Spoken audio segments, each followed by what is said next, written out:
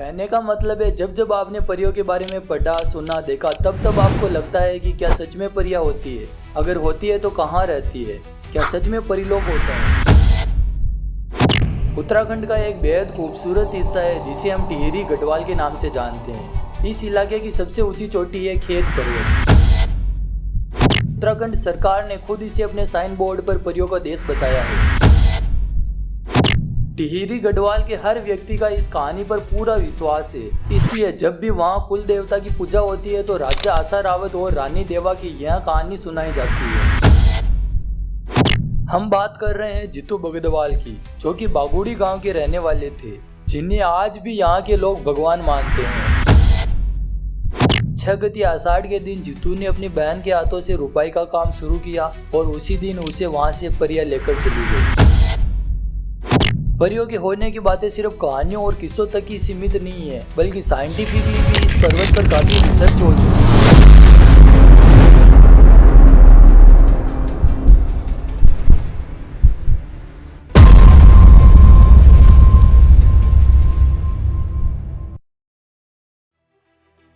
Hello friends, आज हम बात करने वाले हैं एक ऐसे पर्वत की, इसे पर्वत ना बोलकर कुछ और बोला जाए तो सही रहेगा, जैसे कि हेलो फ्रेंड्स, आज हम बात करने वाले हैं एक ऐसे क्वेश्चन की जो अभी भी अनसॉल्व्ड है, जिसका जवाब आप लोग बचपन से जानना चाहते हैं। एक ऐसा क्वेश्चन जो बचपन में सबके दिमाग में आता है जब हम नाना नानी, दादा दादी से परियों की कहानियां सुनते हैं।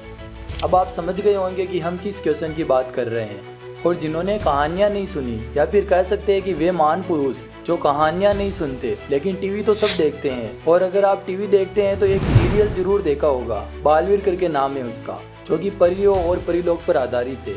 इसमें परियों की बात करें तो बाल परी, रानी परी, और जब बात नटखट परी की हो तो क्या ही कह सकते हैं, क्योंकि बालवीर सीरियल देखने वालों की सबकी फेवरेट रह चुकी है नटखट परी। और इन सब से हटके जब बात भवंडर परी की हो, छल परी की हो, और भयंकर परी, कहने का मतलब है जब जब आपने परियों के बारे में पढ़ा, सुना, देखा तब तब आपको लगता है कि क्या सच में परियां होती है। अगर होती है तो कहाँ रहती है, क्या सच में परिलोक होता है। अब इस पर हम कुछ नहीं कह सकते, क्योंकि इतना बड़ा ब्रह्मांड है तो शायद हो भी सकता है और नहीं भी। लेकिन आज हम बात करने वाले हैं उत्तराखंड के एक ऐसे पर्वत की जहाँ के आसपास के रहने वाले गांवों के लोग दावा करते हैं कि इस पर्वत पर सच में परियां रहती है। तो वहाँ पे सचमुच ही कुछ न कुछ है ऐसी शक्तियाँ, जिस शक्ति को हम लोग आज भी वो कर रहे हैं। हाँ, दिखाई भी देती है कभी कभी। सफ़ेद व्हाइट रूम में पूरा सफ़ेद वस्त्र होता है, तो कभी कभी ये होता है कि जब यहाँ देवी हमारे यहाँ पांडव नृत्य होते हैं, तो जैसे वहाँ कस्तल में होते हैं, जागर होते हैं, तो उस समय वो दिखाई देते हैं ऊपर चोटी। खेत पर्वत आपको साक्षात स्वर्ग नजर आएगा। और आप देखिए खेत पर्वत में किस तरह परियां किस तरह नृत्य करती हैं, परियां किस तरह आती है, और परियां आपको निश्चित ही आशीर्वाद दे के जाएंगी। आज की इस वीडियो में हम खेत पर्वत की हिस्टोरी, मिस्ट्रीज और रियल इंसिडेंट के बारे में जानेंगे। अगर आप भी पैरानॉर्मल, अनसॉल्व्ड मिस्ट्रीज और सुपरनेचुरल स्टोरीज में इंटरेस्टेड है तो ये वीडियो आपके लिए है। उत्तराखंड का एक बेहद खूबसूरत हिस्सा है जिसे हम टिहरी गढ़वाल के नाम से जानते हैं। इस इलाके की सबसे ऊंची चोटी है खेत पर्वत, जिसकी ऊंचाई करीब 10,000 फीट है। इसकी चोटी से हिमालय की बर्फ से ढकी चोटियां भी साफ दिखाई देती है।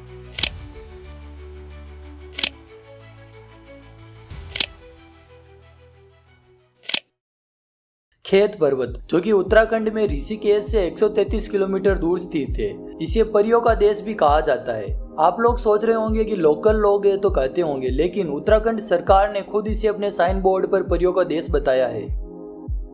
खेत पर्वत की सबसे पहले खोज 1960 में देवेंद्र नोटियाल ने की थी। उन्होंने बताया कि उनके सपनों में माँ भराड़ी देवी ने दर्शन दिए थे और इस पर्वत के बारे में बताया था। इस पर्वत पर 2 मंदिर है, एक है दुर्गा माता का मंदिर जो ठीक पर्वत की चोटी पर स्थित है, और दूसरा है रागस देवता का मंदिर जो कि शैतान का मंदिर माना जाता है। दुर्गा माता के मंदिर के करीब 100 फीट नीचे स्थित है। जब आप पर्वत की चोटी पर जाएंगे तो रास्ते में यह मंदिर मिलेगा। यहाँ के लोकल लोगों का मानना है कि इस पर्वत पर 9 परियां रहती है, जो कि रात के समय इस पर्वत की चोटी पर स्थित दुर्गा मंदिर की पूजा करती है। अगर कोई इंसान उन्हें देख लेता है तो उसके साथ कुछ ना कुछ रहस्यमय घटना घटित होती रहती है। परियों के बारे में बात करने से पहले आप लोग इस पर्वत के दूसरे रहस्यों से परिचित हो जाए तो सही रहेगा। जैसे इस पर्वत पर पेड़ पौधे कभी नहीं मुरझाते, यहाँ पूरे साल हरियाली रहती है, यहाँ बिना किसी के उगाए अखरोट उगते हैं, यहाँ अलग अलग तरह के फूल उगते हैं जो आसपास कहीं नहीं पाए जाते हैं। इतना ही नहीं, अगर कोई यहाँ से इन फूलों को ले जाकर दूसरी जगह उगाता है तो यह मुरझा जाते हैं। जब आप इस पर्वत पर चढ़ेंगे तो आपको कई गुफाएं मिलेगी जिनके बारे में कोई कुछ नहीं जानता। यहाँ एक ऐसी गुफा भी है जिस पर सांप की पेंटिंग बनी हुई है। लोग इसे भगवान शिव की कहानियों से भी जोड़ते हैं। पौराणिक कहानियों के अनुसार टिहरी गढ़वाल के राजा आसा रावत, जिन्होंने 6 शादियां की थी, फिर भी उनकी एक भी संतान नहीं थी। राजा को हमेशा इस बात की चिंता रहती थी कि उनके बाद अगला राजा कौन होगा।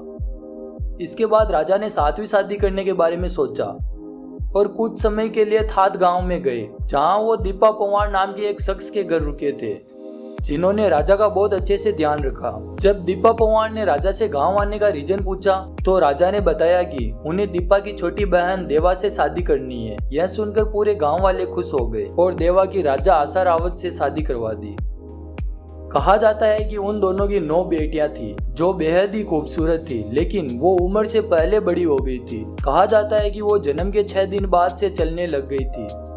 जब वो 12 साल की थी, उन्हें एक सपना आया जिसमें उनसे एक नागराज ने शादी कर ली। जब वह अगली सुबह उठी तो चारों तरफ अंधेरा था, सिर्फ खेत पर्वत पर ही रोशनी थी। इसके बाद वो उस पर्वत पर गई और परियां बन गई। इसलिए कहा जाता है कि खेत पर्वत पर 9 परियां रहती है।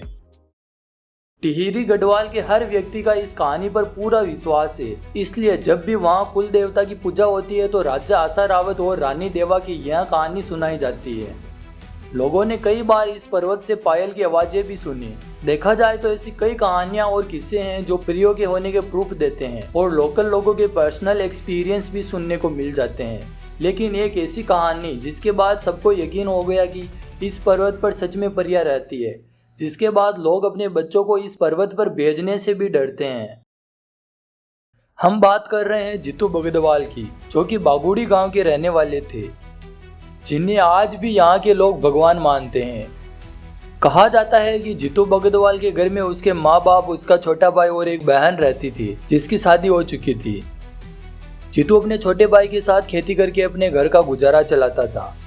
जब भी फसल की रुपाई का टाइम आता था, जीतू पंडित जी के पास जाकर उनसे शुभ मुहूर्त पूछता था जिस दिन वो अपनी फसल की रुपाई कर सके। हर बार की तरह इस बार भी उसका छोटा भाई पंडित जी के पास जाकर फसल की रुपाई का शुभ मुहूर्त पूछता है, लेकिन इस बार उनके लिए कोई शुभ मुहूर्त नहीं निकल रहा था। तब पंडित जी ने बताया कि जब वह अपनी बहन सोबिनी को 6 गति आषाढ़ से पहले लेकर आ जाए तो उसके हाथ से रुपाई का काम शुरू करवा सकते हो।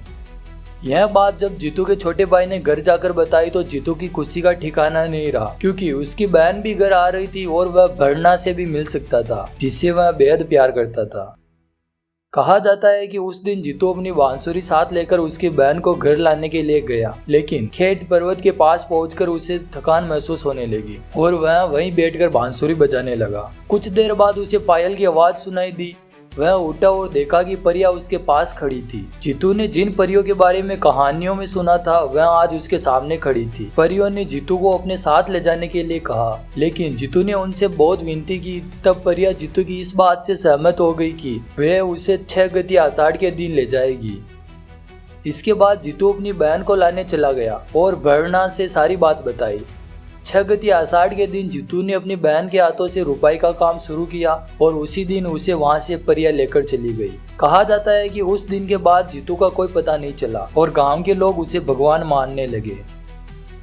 इसके बाद इस पर्वत पर कोई भी लाल पीला कपड़े पहनकर नहीं जाता है और ना ही कोई बांसुरी ले जाता है। सभी गांव के लोग इन बातों का ध्यान रखते हैं और ट्रेवलर्स को भी इन बातों का ध्यान रखने की सलाह दी जाती है।